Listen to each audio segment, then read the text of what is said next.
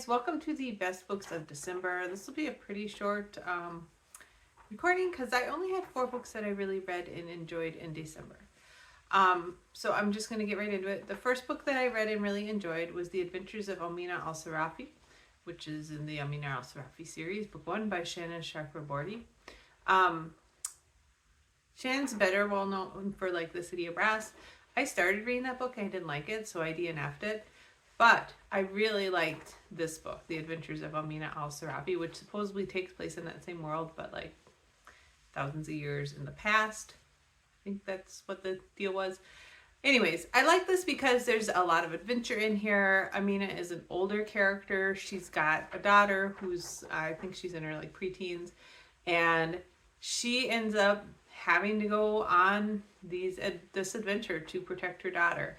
And she picks up kind of all her old crew that is also has families and other considerations and things like that. And it was just a lot of fun. I mean, just a lot of adventure. I mean, it's the adventures of this lady. So, yeah, I really enjoyed it. There's just a lot of quirky characters, a lot of adventure, some magic. They end up going after this like big evil mage dude, and it was just a very fun classic adventure fantasy with some excellent world building, some really great characters, and I enjoyed every second of it, and I really look forward to the next book in that series.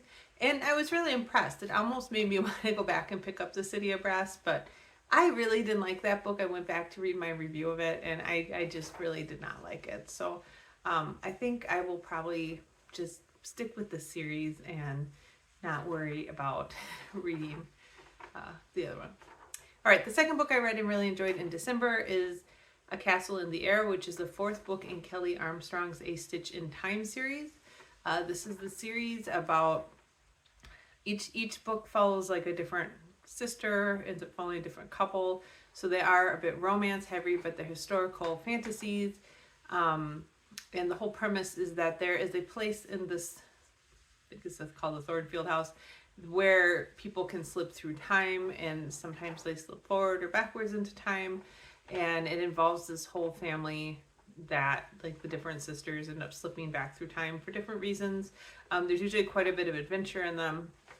In this one, the character slipped back in time a couple hundred years looking for another one of her sisters, and instead got set upon by highwaymen and ended up at this Thornfield, I forget the name of the castle, where the castle is destitute, and she ends up becoming involved with the lord of the castle and trying to help him like save his household. There's always a little bit of mystery, adventure, romance, just really well done, really enjoyable characters, and a lot of fun to read. So it was kind of a perfect lighter December read for me because, you know, during the holidays there's always quite a bit going on. So I really enjoyed that.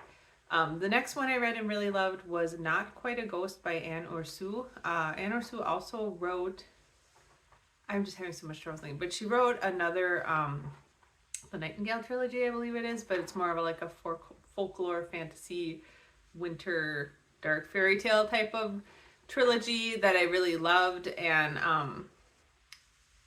think that was her that wrote this. You know what? No, that was Catherine Arden. Anne Orsu wrote Breadcrumbs, and she wrote The Real Boy, I think that was the name of the other book. Anyways, really enjoyed her books. And Not Quite a Ghost was supposed to be kind of a middle grade supernatural horror book of sorts. I thought it was really good. The main character is being forced to move to a new house, and she's leaving behind a lot of her school friends, and well, kind of, because they're just getting into middle school. It's kind of a time in life when there's a lot of change going on, right? She's going to middle school, her parents are moving houses, and when all of this happens, she starts seeing things in her room and getting really, really tired, like supernaturally tired. This is a retelling of The Yellow Wallpaper, and by an author whose name I'll put it up over here. And I have read The Yellow Wallpaper, and I thought that was really well done. That one is about a woman who gets put into confinement, I think after she has her baby, and she starts to like see things in this hideous yellow wallpaper and kind of goes insane. This book is kind of a retelling of that, but it had some different elements in it. It's like a creepy supernatural thing going on.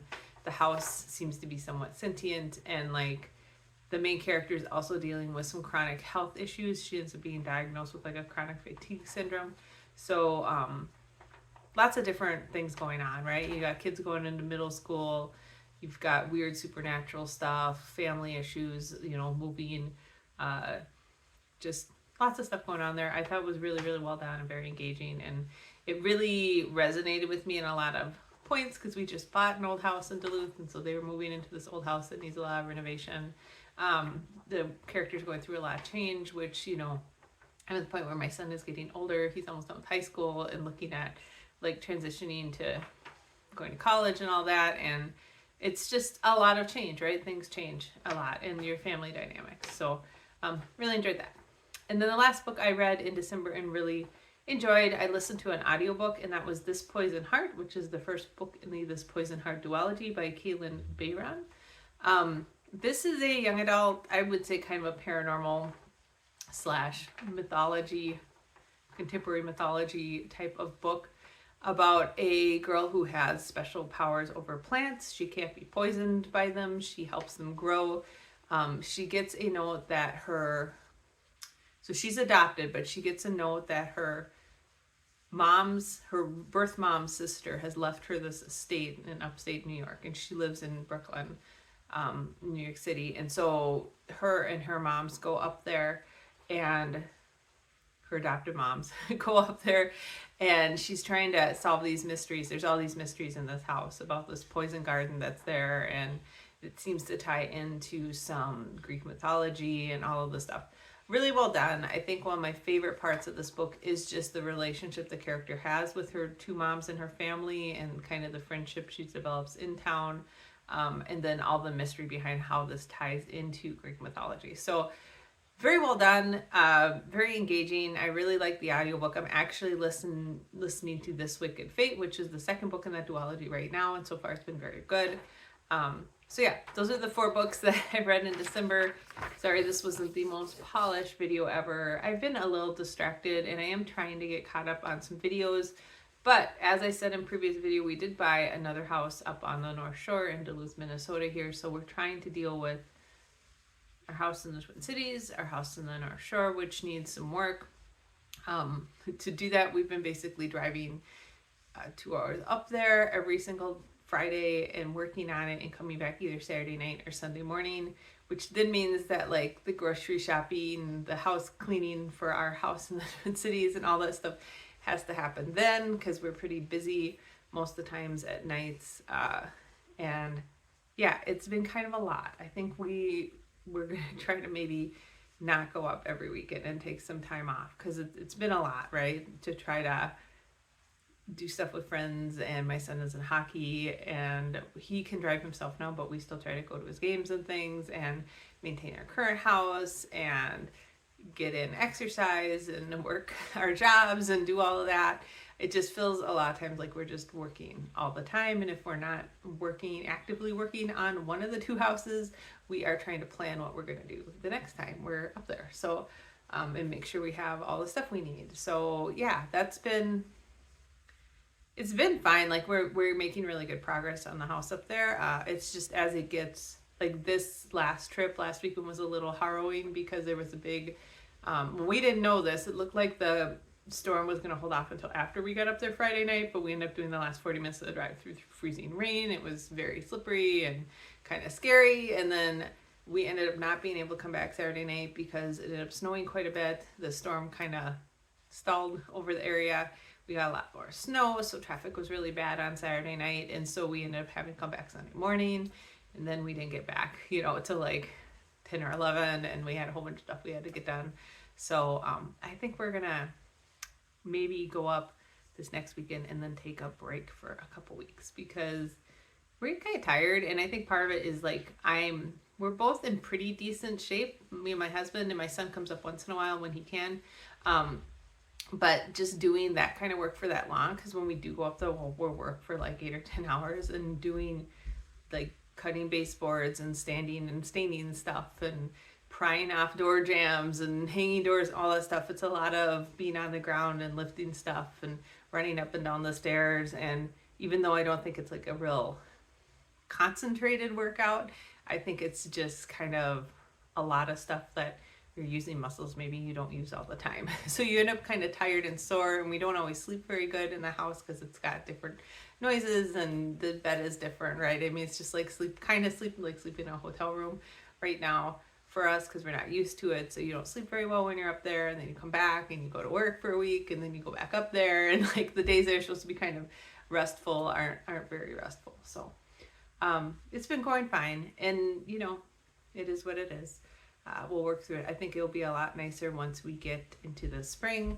However, I can't really complain. The weather has been amazing. Like, we are just finally going to maybe hit below zero next week for the end of this week, which that's pretty much unheard of. Normally we've seen some below zero weather by now. The weather has pretty much been in the 30s and 40s with very little snow. So I can't really complain about that. It's been a really great winter for us to be doing all this running back and forth between the two locations, but it still has been kind of taking its toll, and I am tired. So, and that means I'm not spending any time on the weekend doing this kind of thing. So like, it's Monday night here, and I'm trying to get some videos done, and I will probably record like 4 in a row. So that's that. All right, well, that was best books I read in December, along with a short explanation about what's going on in my life. And I will, well, comment down below if you had some great books you read in December. I always love to hear about what people are reading that they're really loving. And I will talk to you guys later. Bye.